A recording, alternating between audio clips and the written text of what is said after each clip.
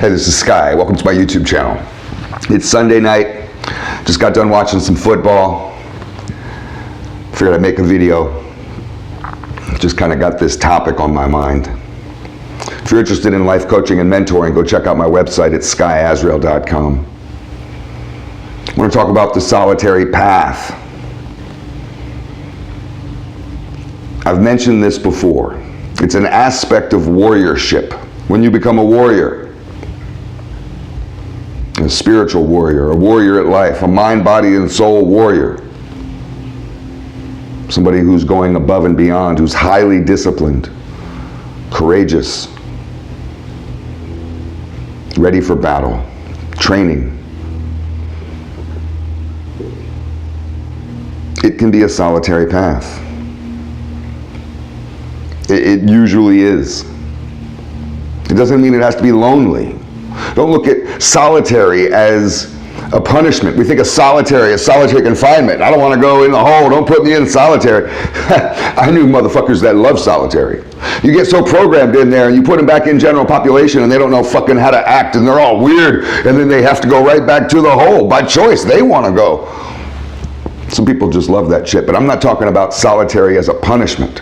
When I say it's a solitary path, don't think it's a punishment. Don't be like, oh, well, poor guy. It's not what we mean by solitary, but I do mean that you may feel alone. There's a difference between feeling lonely. Lonely is a state of mind of wanting, of longing, of sorrow, of grief.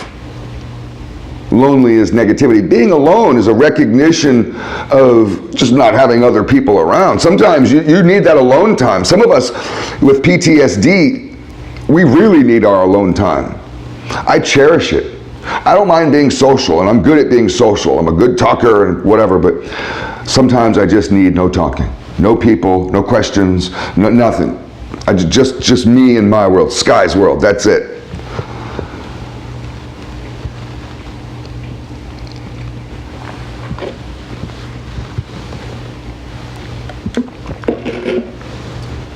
You may feel like that you're alone in a room full of people sometimes because you're so different, because you're engaged in a lifestyle which changes your reality. When you have a lifestyle, your whole reality, your perception changes. With a mind, body, and soul lifestyle, the veil of illusion, this veil of Maya, you may have heard that term, this veil of illusion, it fades away and you can see clearly. You become deprogrammed. You're seeing clearly. You're programming yourself. The system isn't programming you anymore. They don't have the finger on the buttons anymore. Remember that scene in, what was it, Total Recall? And he pulls that fucking big red tracking thing out of his nose, and it's like, and he finally gets it out. That's what you're doing when you're on this kind of fucking mind, body, and soul program. And you may be in a room like I was earlier today, watching football, catching the Redskins game, and you feel like a solitary warrior. I don't mind socializing, but it's weird sometimes, and I try not to be judgmental. Life is about choice. I promote the freedom of choice. It's one thing that America's about, but just as being a human. Forget about country and politics. As humans, we want to be able to choose what we want to do. I do what I fucking want, right? Anybody else have that attitude out there? I do what the fuck I want. That's natural.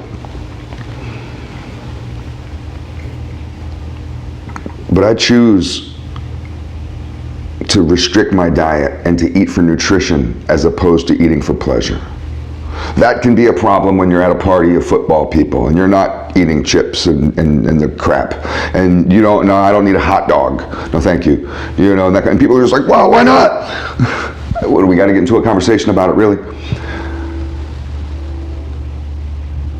I've been teased about how much I'm interested in eating right.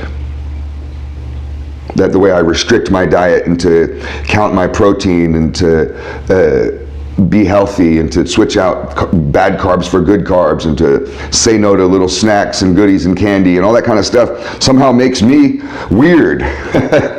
it makes me laugh because I do this for health. The doctor's orders, you know. Thank God. My last blood test, he shook my hand and said, "You're a hero," because I was pre-diabetic just last year. I've been ridiculed and called weird and looked at in social functions or by my own family for how much I like to go to the gym. And oh, you're a gym rat, and as if there's something else behind it other than just wanting to be strong. And like, what's so weird about wanting to be a strong guy? I enjoy being strong. I'm lifting tree trunks all day. Thank God I'm strong. Thank God I go to the gym 6 days a week. Thank God I know how to deadlift. Because I'm picking up fucking tree limbs that are like that fat.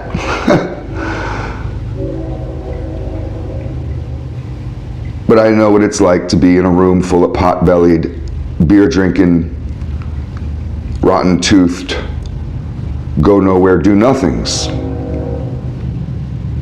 All making fun of me because I'm going to the gym at 5 a.m. tomorrow morning.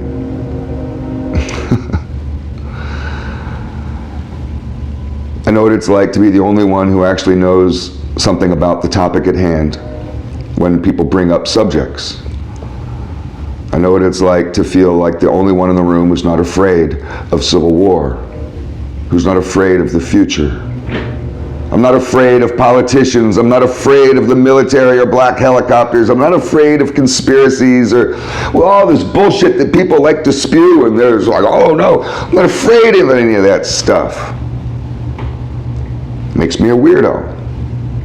It means that you walk a solitary path when you're not joining the crowd in all these ritualistic aspects of fear. They've ritualized fear.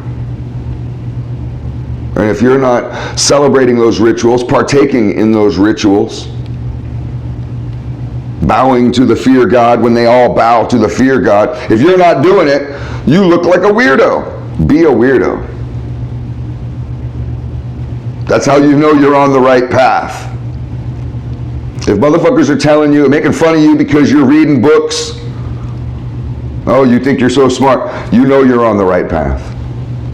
If they're making fun of you because you choose to believe in a higher power, you choose to follow a spiritual path instead of being just completely nihilistic, if that makes you foolish, then be foolish, be weird.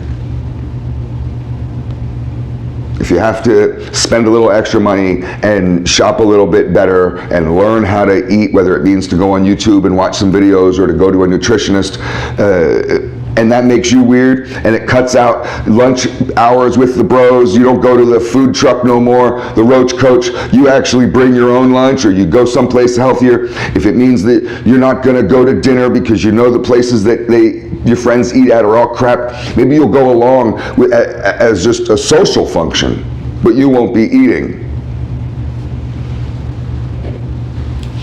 You got to learn to be able to embrace this type of stuff.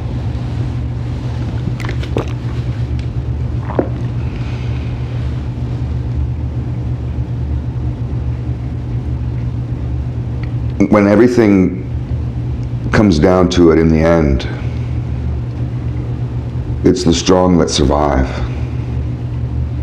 And the only ones who don't like that rule are the weak. And they'll try to brainwash you and manipulate you and trick you into being weak just like them, and into thinking that being strong doesn't matter, that it's useless, that it's a waste of time.